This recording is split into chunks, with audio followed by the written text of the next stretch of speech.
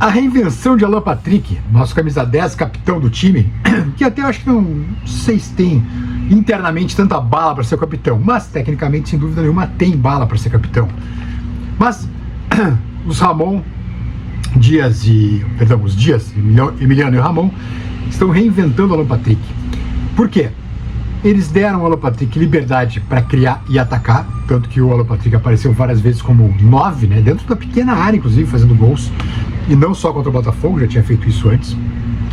E, sobretudo, dando ao Alan Patrick apenas a obrigação de fazer aquele cerca Lourenço na saída de bola do adversário, sem ter que correr feito um desesperado, feito um desatinado até meio campo para marcar, pegar. Bom, isso parece estar fazendo toda a diferença para o Alan Patrick. Por quê? O Alan Patrick não tem nem corpo para marcar, vamos combinar, né? Magrinho do jeito que ele é, enfim, não é o Paulo César Tinga, por exemplo, que apesar de ser magrinho também, sabia marcar. O Alan Patrick não, o Alan Patrick é o cara da criação, da criatividade, de fazer o gol, tanto que o goleador do Inter no ano com 19 gols para um cara que não é centroavante é muita coisa. Pô, põe no chinelo, por exemplo, o Borré e o Valência, né? Agora, por que isso não aconteceu antes? Acho que por muito de uma, eu não vou chamar de teimosia mais, vou chamar de erro mesmo do Roger Machado, que insistiu em não ter repertório. O Roger insistiu muito em não ter repertório. Era do jeito que ele jogava e assim que ele vai jogar, e se não joga assim, não se joga assim. Vamos jogar desse jeito. Só se foi imposto, acabou não dando certo, né? E o Inter demorou a trocar. Tanto é que a direção do Inter ficava com aquele discurso de que o trabalho interno do dia a dia era muito bom, mas na prática a gente não via isso, né? E aí, os Dias, pai e filho, em 3 jogos, já começaram a dar uma nova cara para o Inter e sobretudo para o Alan Patrick, que em muitos jogos anteriormente não havia sequer aparecido, né?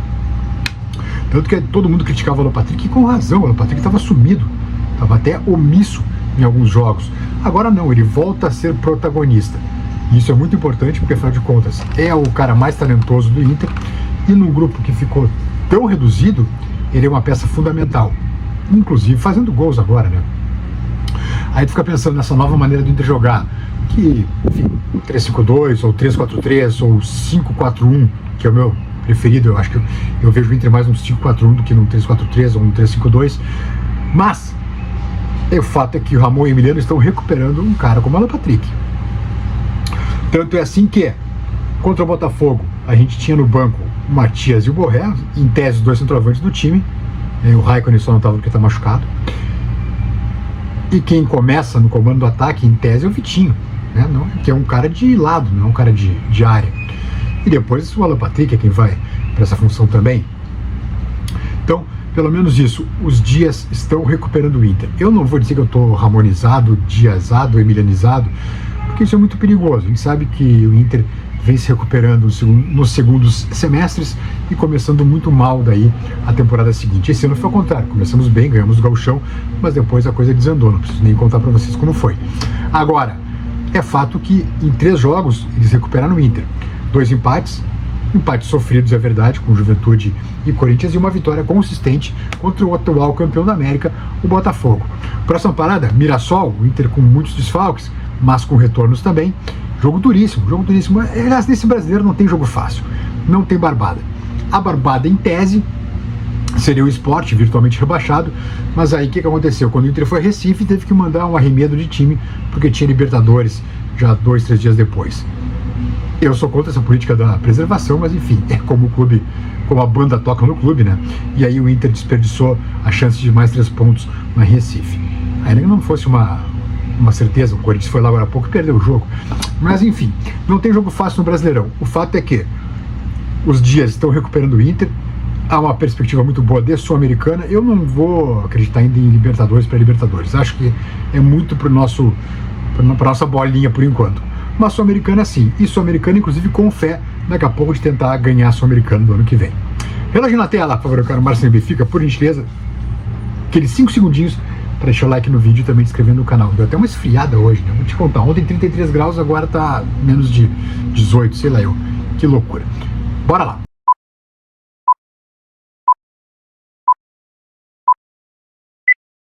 Olha a força minha, vamos nessa, Bueno. Tomar um cafezinho aqui.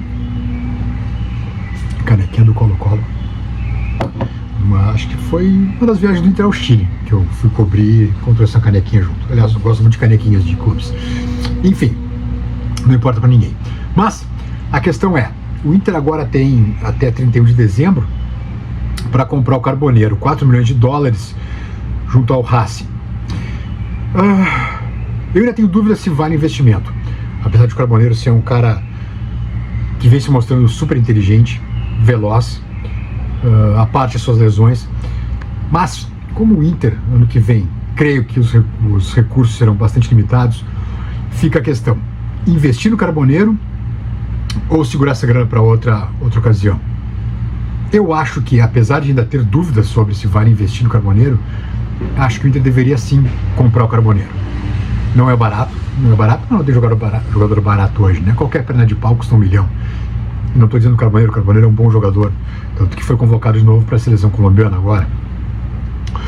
Eu acho que talvez valha investimento, mas com certeza é um investimento, alto investimento pesado para o clube que está contando as moedas como é o Inter. Mas, pelo que ele vem jogando no momento, sim, hoje vale o investimento, ainda que bastante alto. Outra questão, é verdade que perdemos Carboneiro e Borré para enfrentar o Mirassol, ambos estarão na seleção colombiana em amistosos, data FIFA, mas Gustavo Prado estará de volta e creio que o Gustavo Prado até possa ser esse projeto de Carboneiro. Claro que não tem a mesma velocidade do Carboneiro, tem os dribles do Carboneiro, mas creio que seja um cara que possa jogar ali onde o Carboneiro está jogando, naquela faixa de campo ali pela esquerda, ajudando também aquele meio campo ali com o Alan Patrick, lançando o Alan Patrick também. Bola o Prado tem, ele não tem velocidade e não tem sequência, é o que falta para o Gustavo Prado. Mas nesse tempo de escassez, com tantos jogadores, com tantas baixas que o Inter vem sofrendo, o retorno do Prado à seleção sub-20, porque o Brasil foi eliminado já, o maravilhoso trabalho do Ramon Menezes felizmente acabou, o Prado já está de volta e sim, pode ser um muito bom reforço, inclusive para começar o jogo lá contra o Mirassol. Jogo dificílimo, dia 15, semana que vem, quarta-feira da semana que vem, a semana toda de preparação, quarta-feira da semana que vem, jogo dificílimo, mas o Prado pode ser uma muito boa opção para esse meio campo do Inter. Tá bom, turminha? Beijos, até mais.